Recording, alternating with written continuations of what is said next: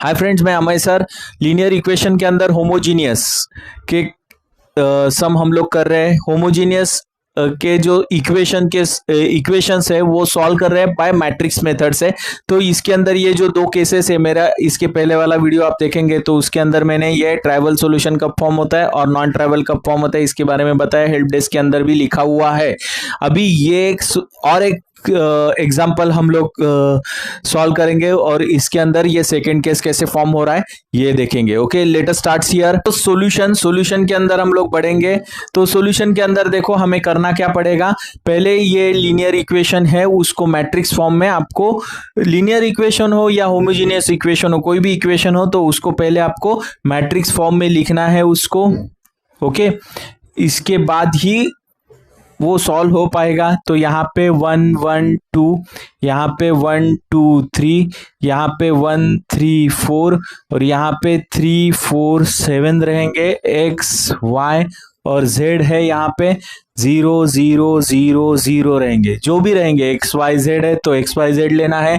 x1 y x2 x3 है तो x1 x2 x3 लेने हैं आपको। ओके, इसी तरह जाना है आपको। तो आप यहाँ पे पर्टिकुलरली देखेंगे तो यहाँ पे R2 माइनस R1 कर देंगे, R3 माइनस R1 कर देंगे और R4 माइनस 3R1 कर देंगे, क्योंकि यहाँ पे 3 है इसके लिए। बाकी इसके अंदर कोई दिक्कत नहीं है, 1 ही था तो डायरेक्टली माइनस करना है आपको।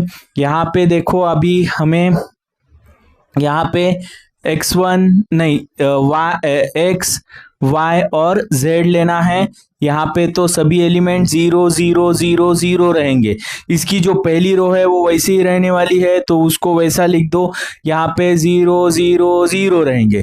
यहाँ पे आप लिखेंगे तो यहाँ पे आपको जो एलिमेंट अभी यहाँ पे ऑपरेशन आएंगे आपके, तो यहाँ पे आपको 1 मिलने वाला है, यहाँ पे भी 1 मिलने वाला है। यहाँ पे आप देखेंगे तो 2 3 माइनस 1 करेंगे तो 2 मिलने वाला है, 4 माइनस 2 करेंगे तो 2 मिलने वाले हैं।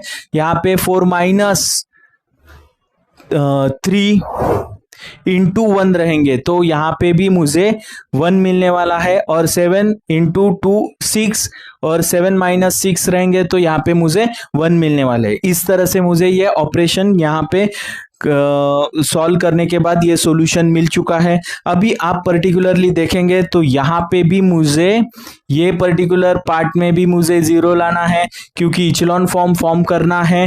तो यहाँ पे आप देखो मुझे करना क्या पड़ेगा।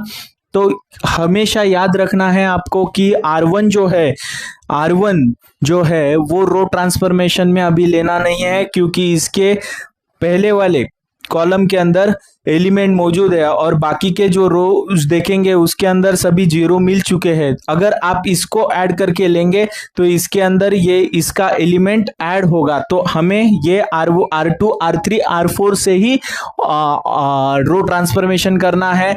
तो R2 R3 माइनस R2, लेकिन 2 से मल्टीप्लाई करके करना है। इसके बाद R1 R4 माइनस R2 रहेंगे। अभी यहाँ पे आप देखेंगे तो ये जो रो है 1 1 2 रहेंगे, यहाँ पे 1 0 0 0 रहेंगे। यहाँ पे आप देखेंगे तो ये 1 1 रहेंगे। अभी यहाँ पे 2 से मल्टीप्लाई करके तो यहाँ पे 0 यहाँ पे 0 रहेंगे, यहाँ पे भी 0 और यहाँ पे भी 0 आ जाएंगे। तो यहाँ पे x y और ये z हो गए।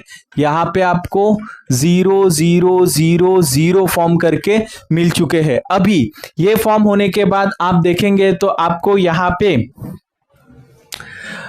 इसको यहाँ पे कितने रो के अंदर एलिमेंट मौजूद है, 2 रो के अंदर एलिमेंट मौजूद है। इसका मतलब ये जो हो गया ये a है, ये x है, ये आपका 0 है, मतलब ax इज इक्वल टू 0। ये होमोजीनियस फॉर्म आपको फॉर्म करके मिल चुका है।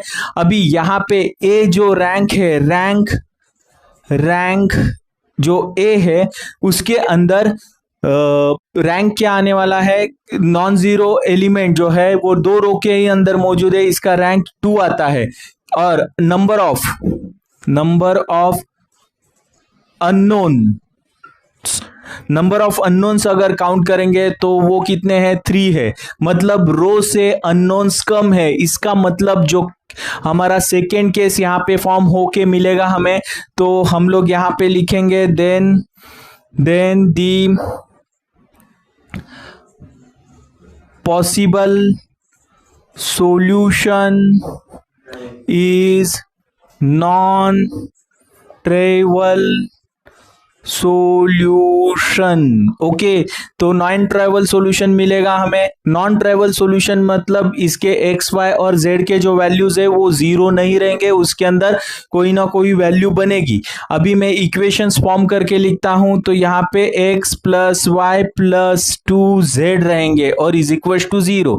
यहाँ पे आप देखेंगे तो ये y plus Z is equal to 0 रहेंगे, क्योंकि x के साथ 0 रहेगा तो ये एलिमेंट नहीं लिखेंगे, लास्ट वाला रो तो क्रिएट ही नहीं होगा यहाँ पे। ओके, तो दो ही इक्वेशंस हमें मिल चुके हैं यहाँ पे 1 और इक्वेशन 2।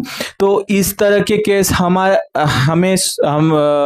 कंसिस्टेंसी कंडीशन, जो कंसिस्टेंसी कंडीशंस के जो सम हम लोग ने सॉल्व किए हैं उसके अंदर फाइनाइट और यूनिक सॉल्यूशन, तो फाइनाइट सॉल्यूशन के अंदर इस तरह के इक्वेशंस बनते हैं। तभी हम लोग क्या करते थे, पैरामीटर लेते थे। जैसे कि इस केस के अंदर भी हमें पैरामीटर लेना पड़ेगा, तो ही ये पर्टिकुलर वैल्यू आपको सॉल्व करके मिलेगी। तो यहाँ पे मैं, आप चाहे तो टी पी के कुछ भी पैरामीटर ले सकते हो। तो यहाँ पे मैं z is equal to T करके एक पैरामीटर ले लेता हूं। अगर मैं t करके पैरामीटर लेता हूं तो z का वैल्यू क्या हो गया है, z is equal to T. तो ये वैल्यू में ये इक्वेशन में पुट करता हूं तो y plus T is equal to 0, तो y is equal to minus T करके मिलेगा मुझे। तो यहाँ पे ये दोनों value put y is equal to minus T and z is equal to 2 in equation 1 के अंदर पुट कर देता हूं। तो ये x plus minus T plus 2, z का वैल्यू t आएगा इज इक्वल टू 0। तो यहाँ पे मुझे x is equal to minus T plus T मिलेंगे, तो 0, x is equal to minus T value मुझे यहाँ पे मिल चुका है।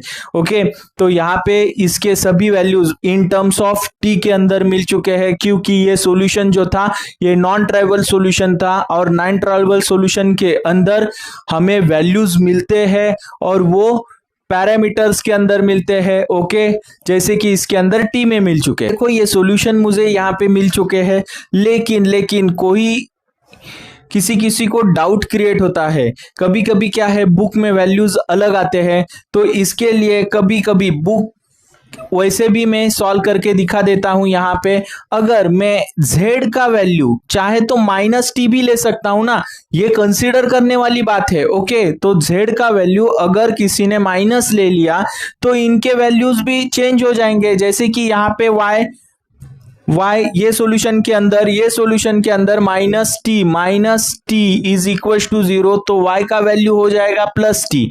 ओके, यही वैल्यू मैं यही इक्वेशन के अंदर पुट कर देता हूं। जैसे कि यहाँ पे x प्लस